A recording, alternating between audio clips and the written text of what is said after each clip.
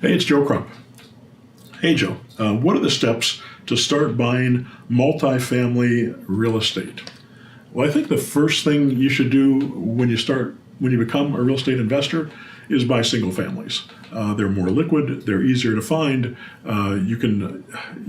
People understand single family because they've lived in them. They understand how they work. They understand values. It's easier to find the values. It's easier to get financing on. It's easier to work with the seller instead of an investor, seller when you're working on them. So there's some real advantages to doing single family homes. And once you understand how the zero down structures work, how financing works, how filling a property with tenants works, how managing a property works, then it might be time to go do multifamily homes. Now, I like single family, and most of my portfolio is single family, but I do have multifamily properties as well. I find they have a little bit smaller cash flow, surprisingly, than single family homes. Especially when you start figuring in depreciation, you start figuring in appreciation on the property, the values as they go up, because you don't see the same kind of appreciation on multifamily that you're going to see on single family most of the time, unless you're doing substantial repairs and changes to that property. The best deals that I've done with multifamily have been properties that we've gone in and bought that were deeply distressed, that had most of the units vacant and were in bad shape, and we'd go in and fix up all the different properties and then turn around and fill that property again, and that would bring the value up on that property, so we could turn around and either sell it or keep it for the long term and have income from it. So those are things that you can do. But my suggestion of going with single family first is it'll teach you how to do seller financing. Seller financing works just as well in multifamily as it does in regular, in single family homes. One of the things that I think is a mistake, and I have students that are doing this, and I know it's viable, but I find it to be less exciting because it deals with banks. They go to a bank and they can get a loan on a property based on the value of the property, not even necessarily based on their own income, but on their own experience. As long as they've got experienced people that are helping them manage and rehab the property, they can usually put together a deal and go out and buy a 50 or 100 unit building and get bank financing for $4 or $5, $6 million property, and be able to make cash flow and put all that stuff together. It's a huge amount of work getting all that stuff in place. You can get other people to do that for you once you get the deal together, but you really better pay attention to it, because ultimately your relationship with that bank is going to be on the line. Although your personal credit probably will not, because it's going to go through an LLC. Now you have to find a bank that's going to work with you, and again, they're going to want to work with people that are more experienced or that have more assets, something that they might be able to attach, something they might be able to collateralize as well. So be careful that you don't lose the things that you already have when you move into multifamily. I've seen people that have had beautiful single-family portfolios of 50, 100 properties where they got it, and then they decide, I'm going to get into multifamily. They start borrowing money and using their existing properties as collateral, and then when they run into problems with vacancy rates or other things in the market that might happen, like we're dealing with the virus, where people have lost their jobs and can't make their payments, and you have a higher vacancy rate, that makes it very possible for you to lose that property, especially if you paid higher prices or you put a lot of money in rehab on that property, because you've got a big nut that you've got to meet every month, and that debt that debt can bring you under. So many of the investors that I've known that in 2008, way back in 2008 when the crash came, that were buying properties. I had a friend who was buying a lot of properties in Florida. Florida at the time, before 2008, was going up 25 to 50% in value every year.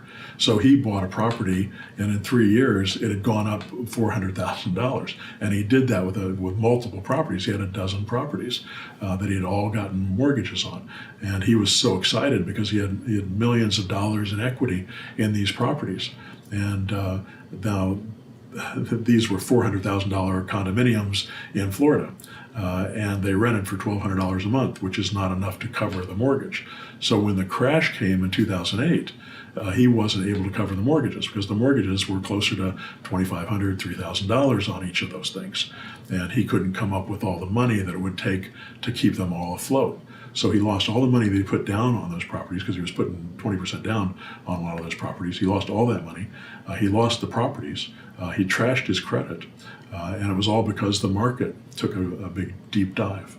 I would expect right now to see a big deep dive in the market that's coming up soon. I think it's going to happen in 1 year to 2 years. We're going to start to see a major number of foreclosures happen unless something dramatic happens in the economy before then, because there's just too many people right now that are late on their mortgage. Right now they say it's about 7%, and that it's going to go up to 20 or 30% in the next few months. So I think we're going to see a lot of foreclosures that are happening. It's going to take probably a year and a half before they actually start hitting the REOs and before they start bringing down the values of all the other properties in those markets. And some markets are going to drop faster than others. If you're in California, the likelihood is the drop will be harder and faster than, say, Indiana, where the values don't drop as much. But in some areas, they do.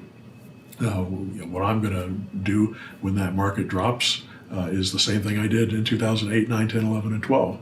I'm going to buy properties at 20, 30 cents on the dollar, go in, rehab them, and put tenants in them, properties that are under $100,000.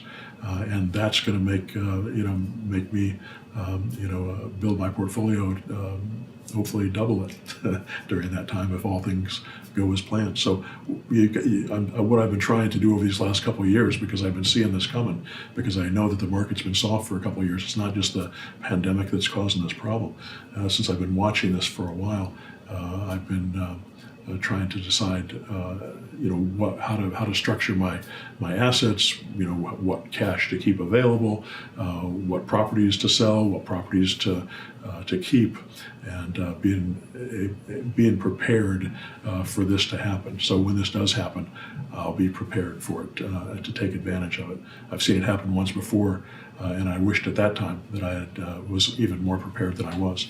Although I can't complain about how that worked out as well. So if you want to build a multifamily portfolio, the first thing I would suggest is buy single families. Learn how to do that first. Learn the structures, learn the deals. And then once you've gotten that all together, then go out and buy the multifamily properties to build your portfolio if you find that it's more profitable for you. I find that that's not necessarily the case. So make sure that the deals that you get still make sense. You're also typically buying from investors rather than homeowners. And the sophistication level may be a little bit higher with investors, so the type of deal that you get may be a little bit less exciting. On the other hand, I bought a lot of properties from investors who were just worn out and didn't want to deal with the properties anymore, and those are some great deals to come across as well. All right, I hope that helps. If you like this video, check out the subscribe button below. Go to joecrumpblog.com and sign up for my free newsletter. Go to pushbuttonautomarketer.com for the automation techniques that we teach and the systems that we use to build our portfolios. And then, of course, zerodowninvesting.com is my mentor program where I work with you for 6 months personally to help you build your business. All right, good luck to you.